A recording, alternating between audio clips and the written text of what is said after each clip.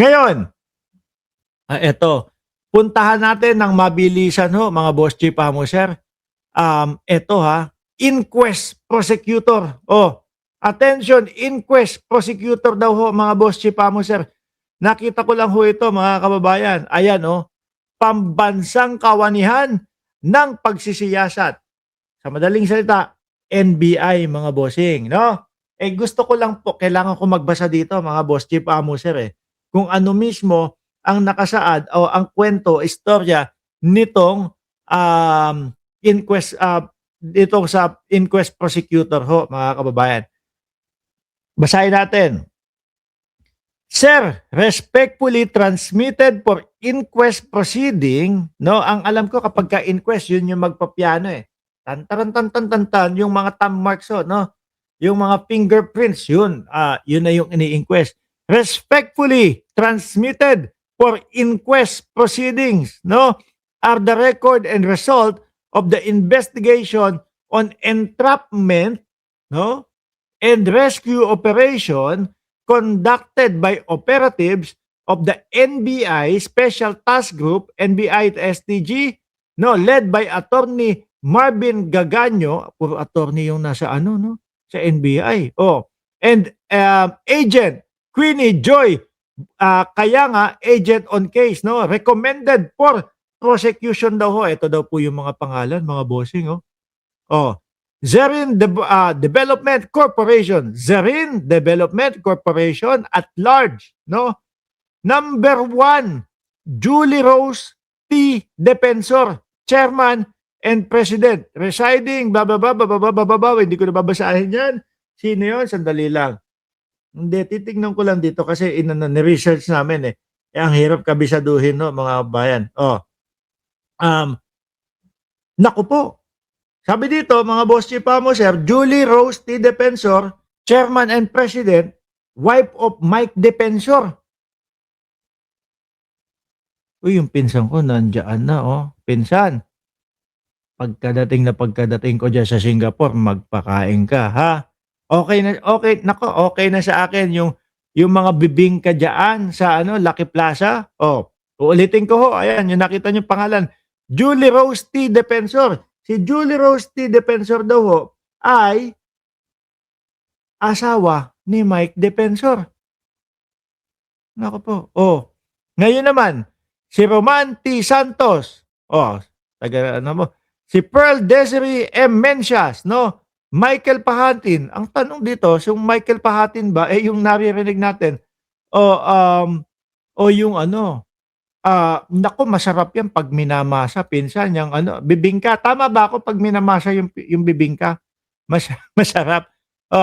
Ngayon naman, ang tanong natin, yung Michael Pahatin ba ay yung reporter na naririnig natin?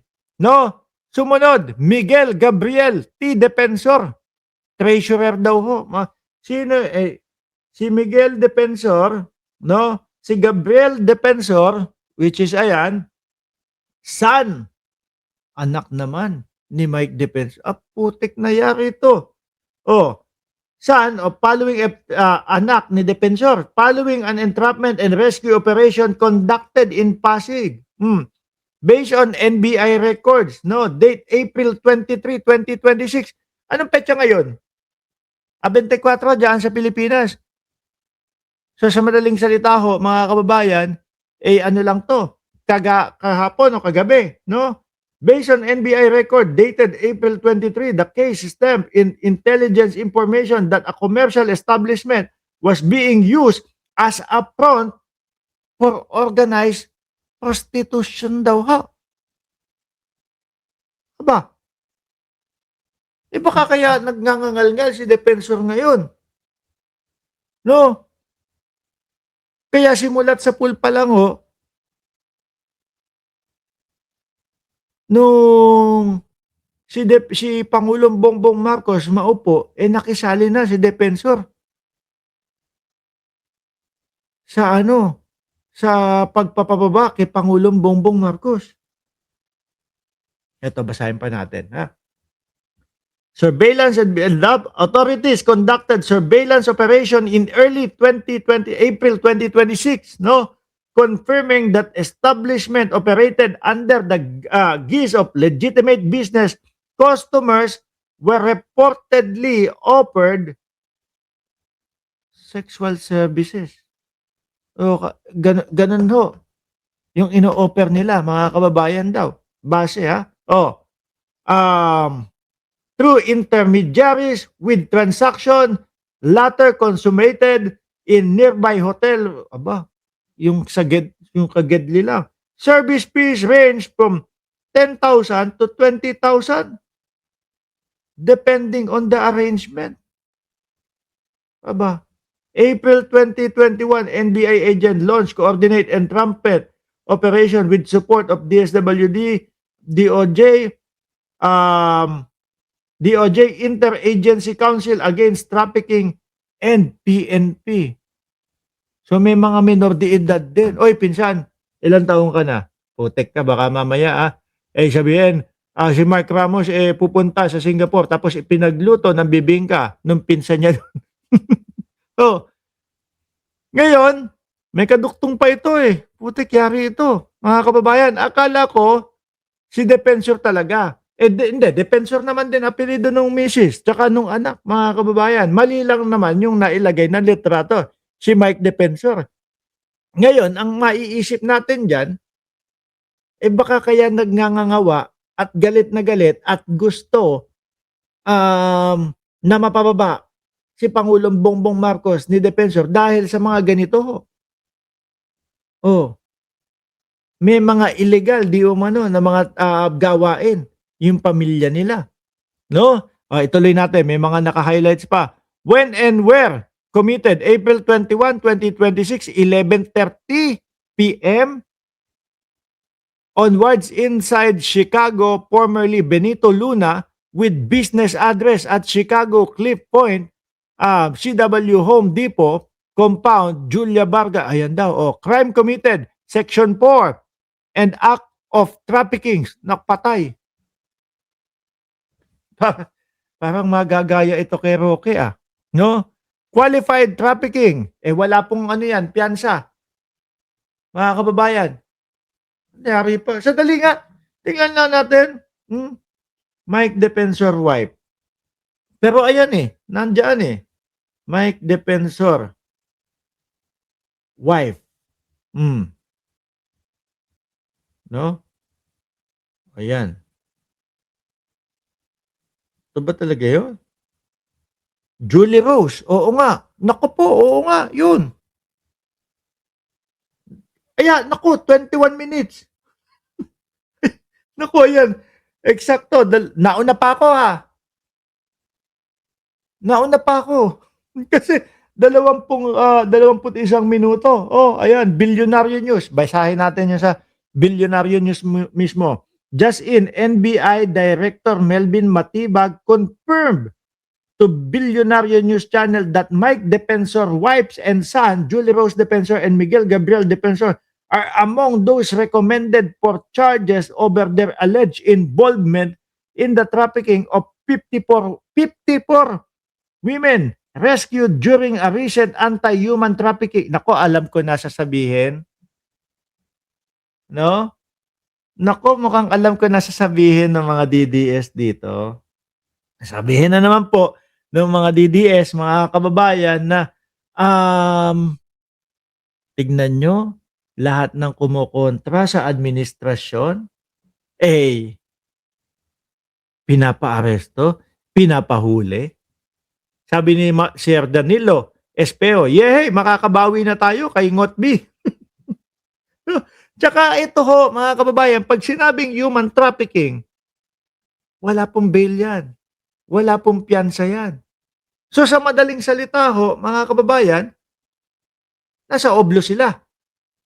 Yung sakla, yung anak at yung misis. Ano po? Tuloy natin to. Section 4, Act of Trafficking. Section 6, Qualified Trafficking of Republic Act 9208, otherwise known as Anti-Trafficking in Person Act. Tapos 54 na kababaihan mga kababayan. Si Chavit mahilig lang ho sa A above. Si Chavit mahilig lang sa mga ATABs, mga kababayan, 'no. Nakita niyo naman yung huling litrato, na nakita, mga bossing, with Chavit o ATABs.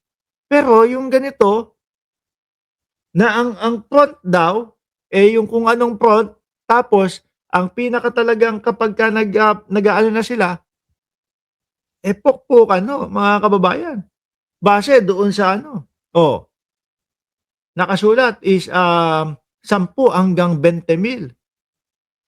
Hindi ko naman ho siya linalahat, mga kababayan, pero nung nandiyan ako sa Pilipinas, merong mga tinatawag na mga escort, 'no? May mga tinatawag na mga escort. Bakit ko alam yon? Tsismoso ho ako, yun lang ho yun. Huwag niyong pag-isipan na ano, wala akong pera nung nandiyan ako sa Pilipinas, naku po, ni pamasahe ho, mga kababayan, kinakapos pa ako, eh. Paano ako mag-e-escort? Bakit ba ako nagpapaliwanag diyan sa escort na 'yan? Pero talagang eto, hmm, talagang ang mangyayari diyan, iisipin ng mga kababayan nating mga Pilipino na kaya nagngangangawa si Mike Defensor, merong mga kabulastugan sa kanilang pamilya na baka mahuli, makuha. Sabi ni Ma'am Choknat, "Shout out kay Mrs. Tulog na." Eto na naman tayo, eh. Ano, tigilan niyo na 'yan, wag 'yan yung pag-usapan natin. Ako kapag dito sa loob ng bahay, ako lagi ang nasusunod dito, 'no. Hindi sila maniwala ho kayo sa'kin, 'no, hindi sila uubra, yung sasabihin, "Oy, sasabihin ako, itigil mo na 'yan, huminto ka na diyan sa ginagawa mo." Yung sasabihan ko, hindi uubra yun. Ano po, 'pag sinabi kong pupuntahan ko yung pinsan ko sa Singapore at pakakainin ako ng monay, ng pisyo, ay putik na yan, gagawin ko ho yun, pupunta tayo dun, 'no? Oh, ngayon, balik tayo dito, walang ano 'to, mangungulila si Defensor nito. At tapos yung isa pa, kay Defensor may issue din ata si ano, Defensor, mga kababayan. May issue din si Defensor doon naman po sa mga, ano ba yun, yung mga tinitibag yung bato sa mga kabundukan, quarry. Madami ano, kaya pala maingay, mga kababayan. Tayo ho, mga boss chipamo sir, hindi po tayo